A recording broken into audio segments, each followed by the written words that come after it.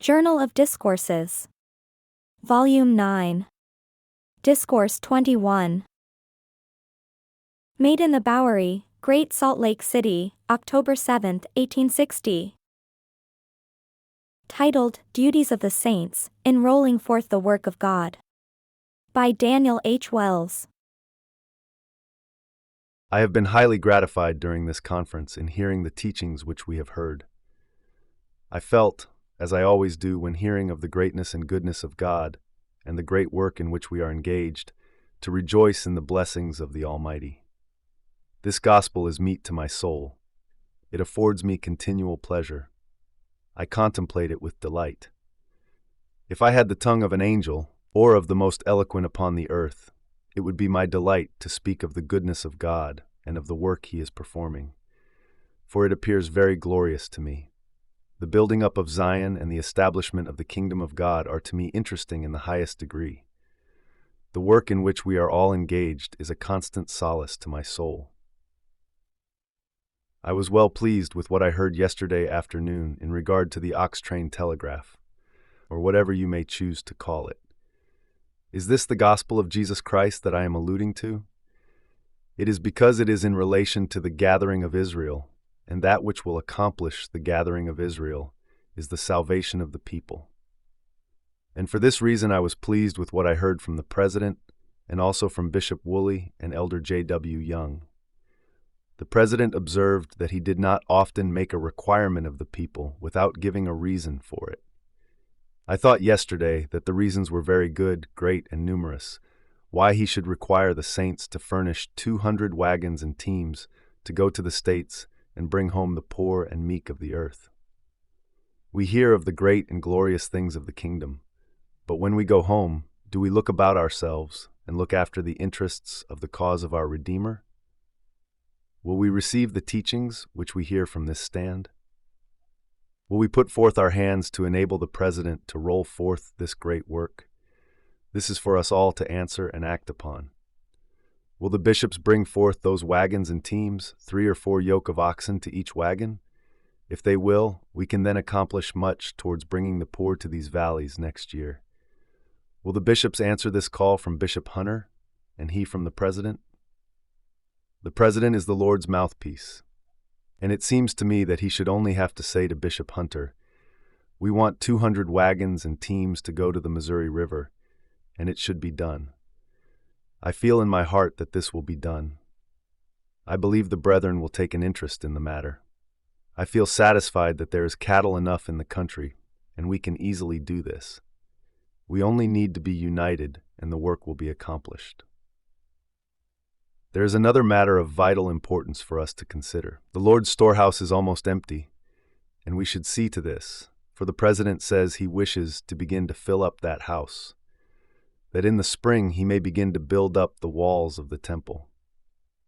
To carry on this work, much means will be needed, and we shall expect that the Lord's storehouse will be filled up with grain and provisions for the sustenance of the hands that will be called to work upon the temple.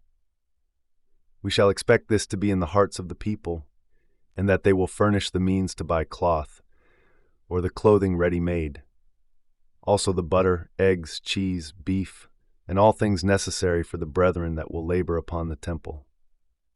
Let us be gathering things together this fall and winter, for these are things that are necessary to help in sustaining this kingdom and accomplishing and bringing about the purposes of the Lord. It is meat and drink to me to see the work of the Lord roll forth and prosper. I have no doubtful feelings in regard to the glorious future of the kingdom to which we belong, but I feel assured that all things that have been spoken concerning it will come to pass. I have no fears in regard to the blessings promised to the saints, nor anything that pertains to the welfare of the kingdom of our God. I shall get all the blessings I deserve, and in all probability a great many more, for I have some confidence in the goodness of God, and I think that He will not only give me all that I deserve, but a great deal more. I feel to be active and energetic in the discharge of the duties I have to perform, and not let the time and opportunity pass without accomplishing those things that are required of me. If we omit anything that we can do, It is an opportunity let slip that will not return. In order to get a reward, we should labor to accomplish a great deal of good, try to do more, and to increase the knowledge of God. We should strive to increase continually and to be faithful in all things. We are connected and bound together by a single motive, by the principles of salvation which we have received. And why not manifest this in the building up of the kingdom of God, and thus have an interest in all that pertains to the faithful in Christ, till we can wield an influence in all things that will promote the prosperity of Zion. By doing this, the nations will feel the distant tread of Israel. The nations will know it and feel it. Israel is on the increase while the nations are crumbling.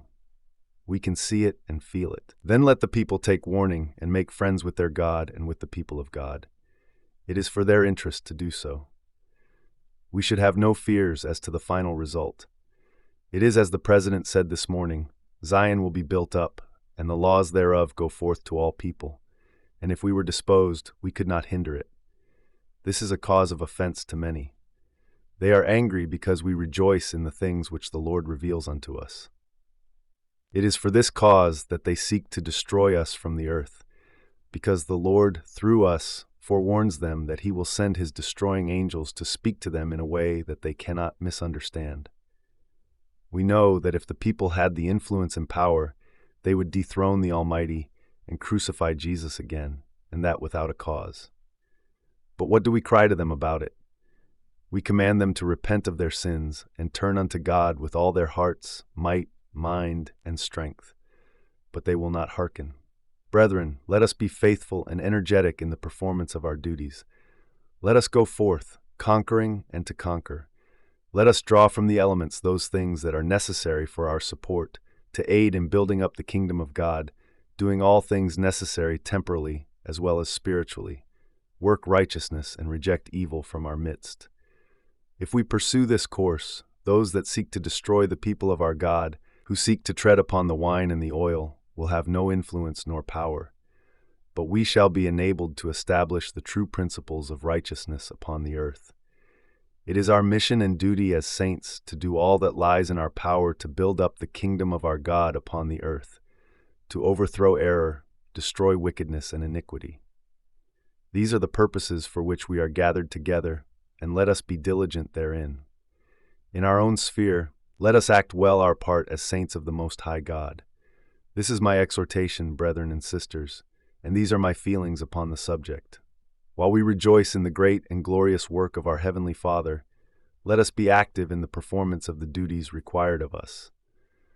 I pray the Almighty to give us health and strength to enable us to accomplish the work we have before us, as fast as it shall be wisdom for us to do so, which I ask in the name of Jesus. Amen.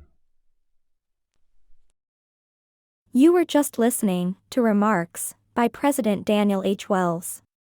Made in the Bowery, Great Salt Lake City, October 7, 1860. This talk was titled Duties of the Saints.